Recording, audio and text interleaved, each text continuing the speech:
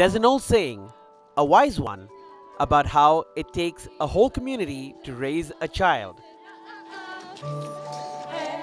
And that's the main focus of the Quesnel Autism Parent Support Group, to help find ways to make their kids shine. Ways like this annual event where they walk to raise awareness about autism and send paper lanterns sailing across the sky to celebrate their children. But the Walk and Autism Awareness Month is just a tiny piece of the puzzle that makes up this group. With new diagnoses and they come here from all walks of life and meet here at the CDC building in Quesnel to help each other and their children understand this condition that is still shrouded in mystery for many. It's a word that's thrown out all over the news, and it's kind of the new big thing that children can be. You hear it everywhere, but you really don't know what it means. A lot of people still have that Rain Man mentality about autism, and that could be so far from the truth. Autism is a spectrum, and it affects everybody differently, although there are similarities. On full days with open now. Yay! While the adults discuss their day-to-day experiences and strategies when it comes to dealing with their children, the kids themselves use this time to socialize with each other. We do a lot of laughing here, though. A lot of laughing.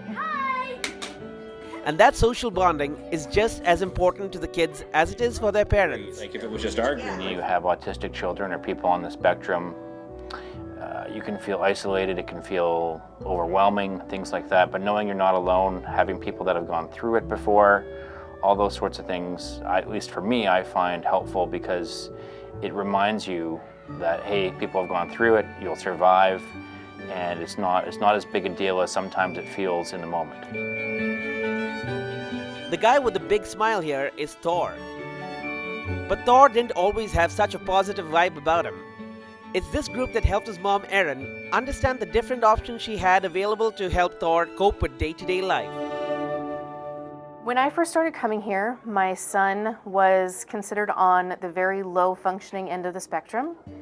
He wore a helmet because he bashed his head off of the floor and the walls all the time.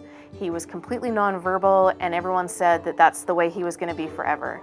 It was a very difficult time. I was a single parent. I didn't know what to do, and coming to this group was the only thing that helped me keep my sanity. But with all that, Now, Erin and some of the parents who've been here since the beginning help other parents with children that have just been diagnosed or that are suspected of being on the autistic spectrum. When we first came, we were being supported, and now we have the opportunity to support other new families, and that's, to me, what I get out of it and what I appreciate the most out of it.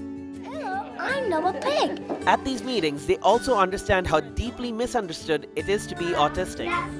They bring along their non-autistic children to help them see that being autistic isn't really a bad thing. Their autism is a gift. It's something that maybe helps them be really good at remembering things or really good at math, but then sometimes it's the thing that makes them freak out in social situations, and they need a little bit of extra help with that. Every child's unique, every child's different.